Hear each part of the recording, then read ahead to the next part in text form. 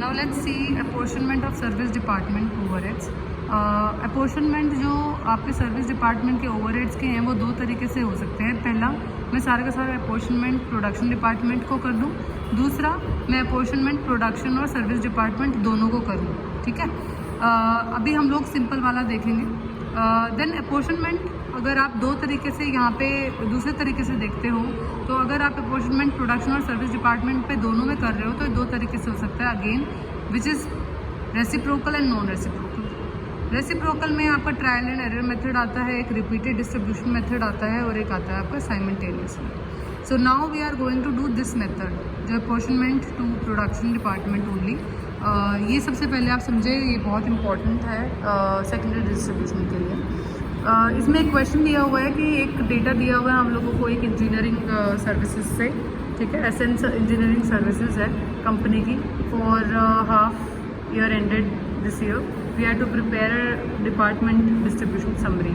Okay, then हमें ये पूरा बता रखा है डायरेक्ट वेजेस कितने, direct material, employees, electricity, light point, asset, area कितना क्या ऑक्यूपाइड है इन सारे डिपार्टमेंट्स में। प्रोडक्शन में 3 डिपार्टमेंट दिए हुए हैं, सर्विस में 2 डिपार्टमेंट दिए हुए हैं। सो आप ये देखो कि इस पे ये जो भी खर्चा इन लोगों में डिवाइडेड है ये हमारे रेशियो की तरह काम आएगा, लेकिन बांटना क्या है?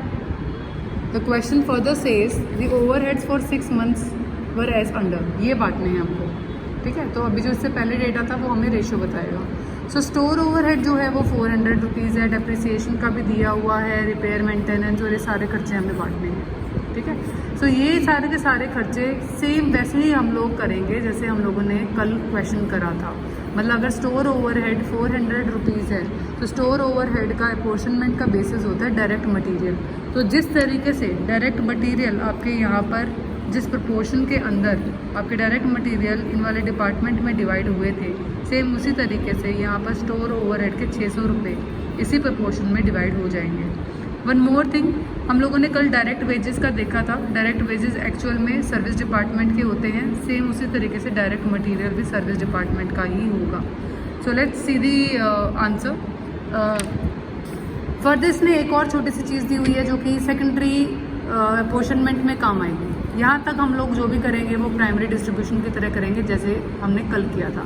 इसके आगे जो हम लोग कर रहे हैं वो हमारा सेकेंडरी डिस्ट्रीब्यूशन है। सेकेंडरी डिस्ट्रीब्यूशन के लिए हमें बताया है apportion the expenses of department X in the ratio of 4:3:3 and that of department Y in proportion to direct wages to department A B C respectively.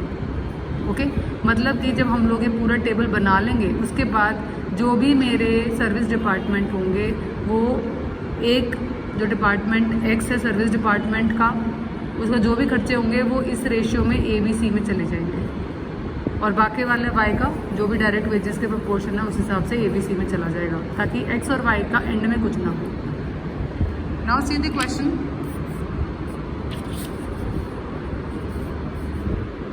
Okay, look at the question now.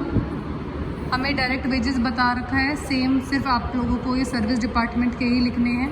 Direct wages direct material आपके production department में नहीं जाएंगे, जो सिर्फ आपके service department के हैं वही आएंगे। नाउ सी स्टोर ओवरहेड, इसका basis of apportionment direct material है। हमें दिया हुआ है कि 400 रुपये हैं स्टोर ओवरहेड के, उसको आप डिवाइड करो। सो ये स्टोर ओवरहेड का बेसिस डायरेक्ट मटेरियल का है। सो डायरेक्ट मटेरियल में जैसे हमें खर्चे यहाँ पे है इनका टोटल करो, देखो फिर कि ए का क्या रेशियो है। सो सपोज करो कि इसका टोटल आया आपका 9000। सो 3000 डिवाइड बाई 9000 ये ए का रेशियो है।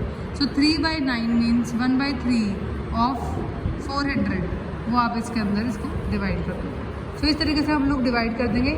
ये सारे के सारे खर्चे हम डिवाइड करेंगे ऑन बेसिस ऑफ अपॉर्शनमेंट, जैसे हम लोगों ने कल किया था, सेम उसी तरीके से आप यहाँ तक लेके आओगे। ओके, इसके बाद इसका टोटल करोगे, सबका टोटल यहाँ तक हम लोगों ने कल किया था।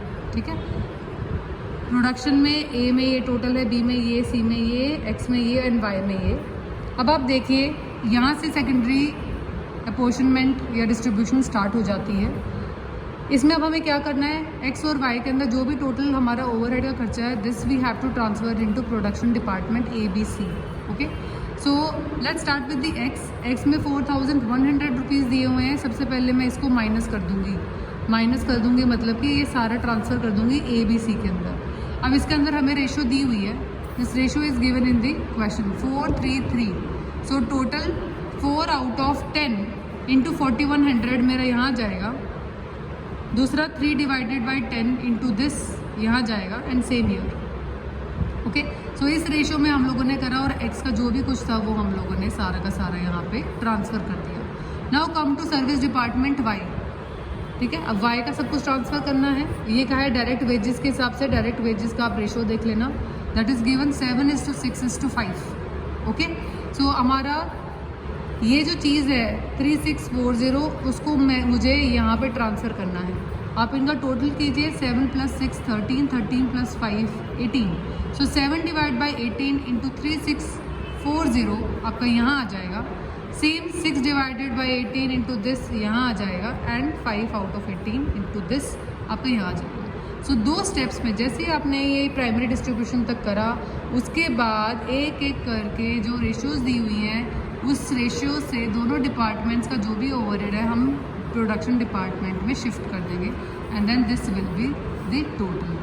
Okay, so this is known as your secondary distribution when we are doing apportionment to production department only. Okay, please solve this question right now.